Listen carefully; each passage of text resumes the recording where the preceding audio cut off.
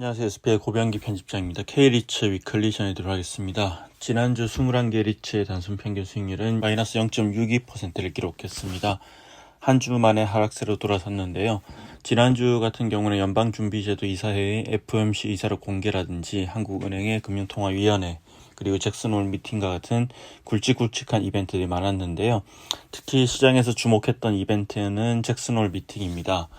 통상적으로 잭슨홀 미팅에서 나온 발언들은 시장에 큰 영향을 미쳐왔고 또 금리 인하가 임박했기 때문에 제롬 파월 연준 의장이 어떤 발언을 내놓을지 많은 관심을 가졌는데요.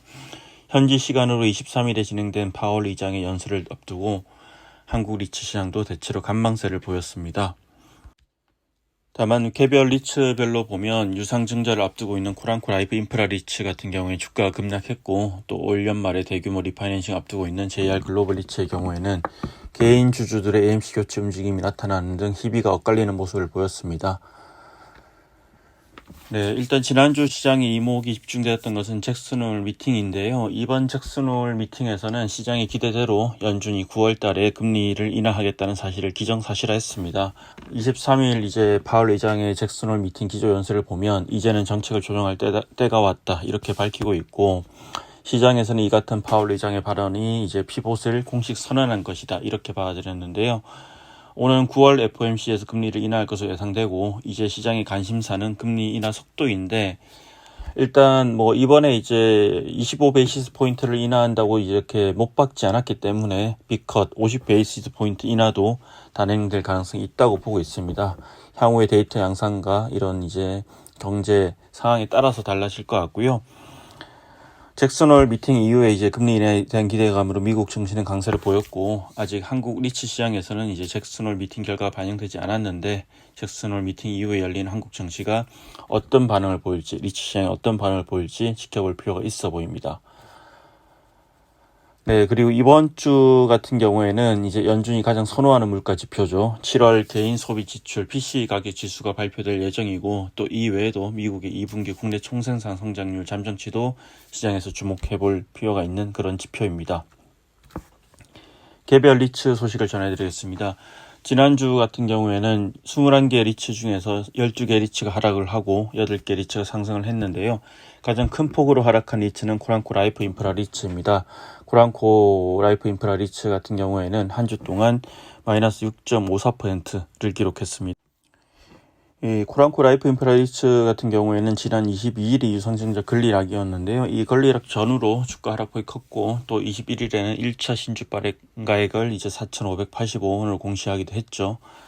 네, 아무래도 유상증자 이슈가 여러 가지로 주가에 이제 악재가 되고 있는 그런 모양새입니다. 코랑코 라이프 인프라 리츠 다음으로는 신한 서부 T&D 리츠가 마이너스 3.02%를 기록했고 또 JR 글로벌 리츠가 마이너스 2.96% 하락하면서 주가 하락폭이 컸습니다. 이 올 연말 대규모 리파이낸싱 앞두고 있는 JR 글로벌 리츠 같은 경우에는 금융 비용 증가에 따른 배당 컷이 불가피한 그런 상황인데요. 이에 대한 우려로 최근 주가 도약세를 면치 못하고 있습니다. 지난 22일 장중에는 3,570원까지 하락하면서 52주 신저가를 기록하기도 했고요. 올해 들어 이제 금리 인하에 대한 기대감이 높아지면서 대부분의 리츠 같은 경우에 주가가 반등에 성공했지만 JR 글로벌 리츠는 현재까지 10% 이상 하락하면서 마스 프리미엄 리츠 다음으로 큰 폭으로 떨어진 리츠입니다. 특히 이제 JR 글로벌 리츠 같은 경우에는 이 주주들이 이제 AMC의 리파이낸싱 대응을 비롯한 전반적인 운영 역량에 대한 의구심을 표하면서 주주 흥동 플랫폼 액트를 통해서 지분을 모으면서 AMC를 교체하자고 이제 목소리를 높이고 있는 상황이고요. 전반적으로 이제 주주들의 어떤 적극적인 그런 움직임, 목소리가 나오고 있습니다. 앞서 이제 마스턴 프리미어 리츠 같은 경우에도 이제 주주들이 AMC 교체 여부를 검토하기도 했죠. 이 한국 리츠 시장 같은 경우에는 지난 2018년 이후로 본격적으로 성장이 시작했는데 이렇게 이제 시장이 좀 성장하고 또 이렇게 커지면서 리츠와 리츠 AMC의 경쟁력과 역량의 차별화가 진행되면서 리츠 주주들도 앞으로는 더욱더 적극적으로 목소리를 낼 것으로 예상이 됩니다.